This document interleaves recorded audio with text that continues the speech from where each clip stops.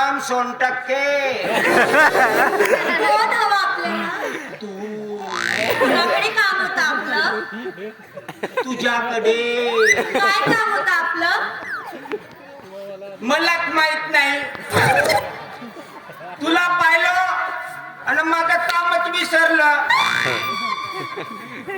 अरे स्वतःला पण चांगला पाखरू दिसत आहे. लाईन मारल्यासारखी करते. दाना टाकायला काय हरकत नाही. पटेल तर टेक नाही तर राम टेक.